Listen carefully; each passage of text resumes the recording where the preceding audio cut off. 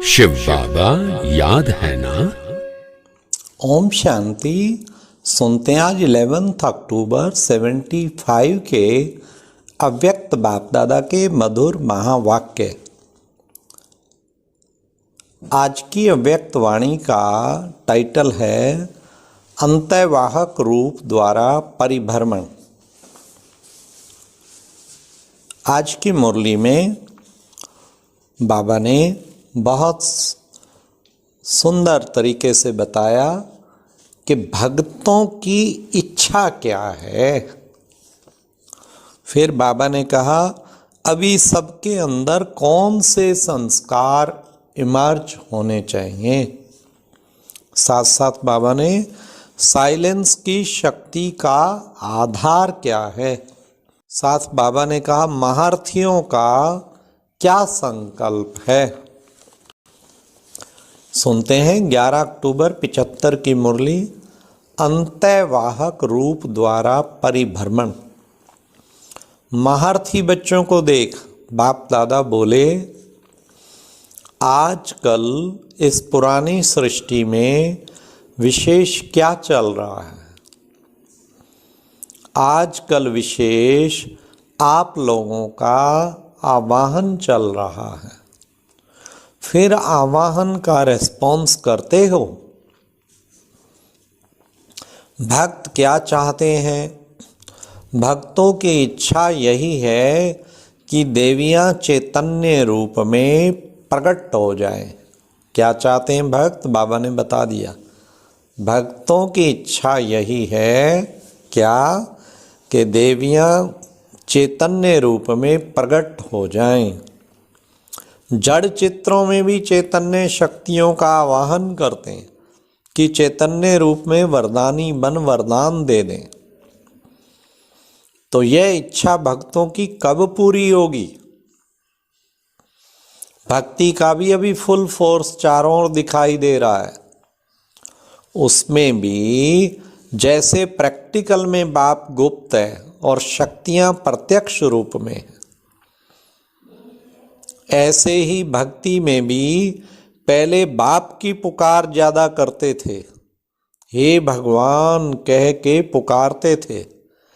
लेकिन अभी मेजॉरिटी भगवती की पूजा होती है। भक्तों की भावना पूरी करने के लिए शक्तियां ही निमित्त बनती हैं। इसलिए आवाहन भी शक्तियों का ज्यादा हो रहा है। तो अब शक्तियों में रहम के संस्कार इमर्ज होने चाहिए। अभी सबके अंदर रहम के संस्कार इमर्ज नहीं है, मर्ज है। तो बाबा ने कहा अब रहम के संस्कार इमर्ज होने चाहिए। वो बच्चों के अंदर अभी मर्ज है। दिल से रहम निकले। सारे विश्व की आत्माएं कब निकलेगा, जब उन्हें दुखी अशांत देखेंगे। और उसका क्या तरीका है, उनकी एग्जैक्ट सीन को देखें, कैसे वो विकारों ने गुलाम करके, और विकारों के जो गुलाम हो दुखी अशांत तो बहुत रहता ही है, तड़फ रही हैं आत्माएं। उन विकारों की अधीनता में, गुलामी में करोड़ों आत्माएं तड़फ रही हैं। उनको जैसे रहम आए इनको निकाले। हे प्यारे बाबा इनको बचाओ, इनसे रहम मुक्त करो। तो बाबा ने कहा रहम के संस्कार इमर्ज नहीं है, अभी तो वो मर्ज है। जैसे बाप चारों ओर चक्कर लगाते हैं, वैसे आप भी भक्तों के चारों ओर चक्कर लगाती हो। जैसे बाप चारों ओर चक्कर लगाते हैं, वैसे आप भी भक्तों के चारों ओर चक्कर लगाती हो। कभी सैर करने जाते हो, आवाज सुनने में आती है तो कशिश नहीं होती है। बाप के साथ साथ शक्तियों को भी पार्ट बजाना है। जैसे शक्तियों का गायन है कि अंतर्वाहक शरीर द्वारा चक्कर लगाती थी, वैसे बाप भी अव्यक्त रूप में चक्कर लगाते हैं। अंतर्वाहक अर्थात अव्यक्त फरिश्ते रूप में सैर करना, यह भी प्रैक्टिस चाहिए और यह अनुभव होंगे। जैसे साइंस के बाबा ने कहा, ये धीरे धीरे खूब अंतर्वाहक शरीर द्वारा चक्कर लगाना। बाबा की तरह बाबा भी अव्यक्त रूप में चक्कर लगाते, तो ये बाबा ने कहा प्रैक्टिस चाहिए और ये अनुभव होंगे। जैसे साइंस के यंत्र दूरबीन द्वारा दूर के सीन को नज़दीक में देखते हैं, ऐसे ही याद के नेत्र द्वारा अपने फरिश्तेपन की स्टेज द्वारा दूर का दृश्य भी ऐसे ही अनुभव करेंगे जैसे साकार नेत्रों द्वारा कोई दृश्य देख आए, बिल्कुल स्पष्ट दिखाई देंगे, अर्थात अनुभव होगा। साइंस का मूल आधार है लाइट, और लाइट के आधार से साइंस का जलवा है। लाइट की ही शक्ति है। ऐसे ही साइलेंस की शक्ति का आधार है डिवाइन इनसाइट। इन द्वारा साइलेंस की शक्ति के बहुत वंडरफुल अनुभव कर सकते हैं। यह भी अनुभव करेंगे जैसे स्थूल साधन द्वारा सैर कर सकते हैं, वैसे ही जब चाहो जहां चाहो वहां का अनुभव कर सकते हो। ना सिर्फ इतना जो सिर्फ आपको अनुभव हो, लेकिन जहां आप पहुंचाओ उन्हों को भी अनुभव होगा कि आज जैसे प्रैक्टिकल मिलन हुआ। यह है सफलता मूर्त की सिद्धि।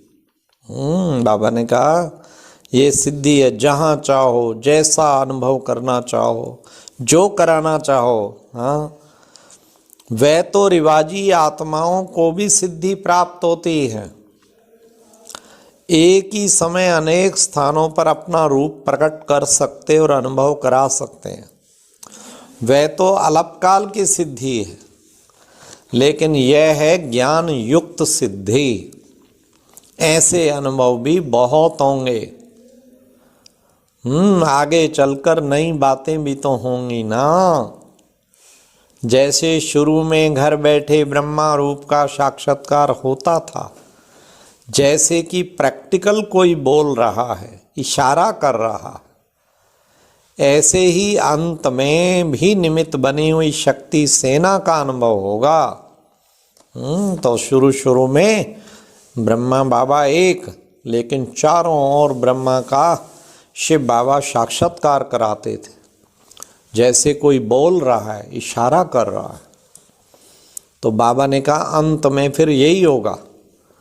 जो भी ऐसे निमित्त बनी हुई शक्तिशाली आत्माएं हैं, एक स्थान पे नहीं, एक स्थान होते हुए भी अनेक स्थानों पे शिव बाबा साक्षात्कार, बाबा कराने वाला तो शिव बाबा है, साक्षात्कार की चाबी है शिव बाबा के पास, खुद के हाथ में नहीं है।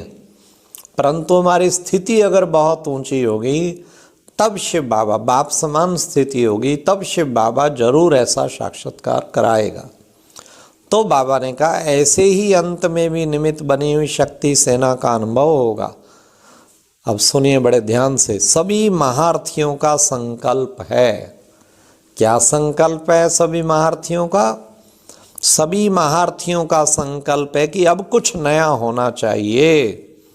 तो ऐसी ऐसी नई रंगत अब होती जाएगी, लेकिन इसमें एक तो बहुत हल्कापन चाहिए, किसी भी प्रकार का बुद्धि पर बोझ ना हो, और दूसरी सारी दिनचर्या बाप समान हो।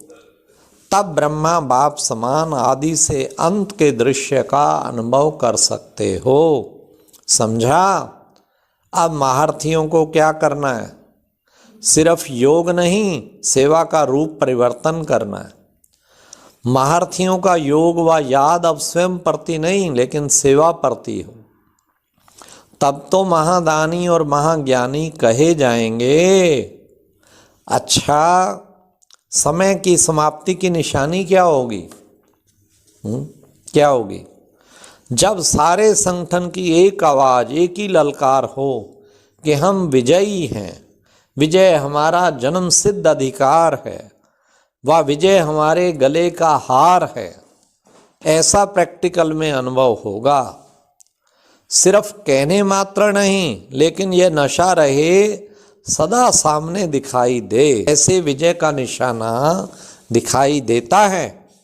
अच्छा, ओम शांति। तो ये था आज की मुरली का।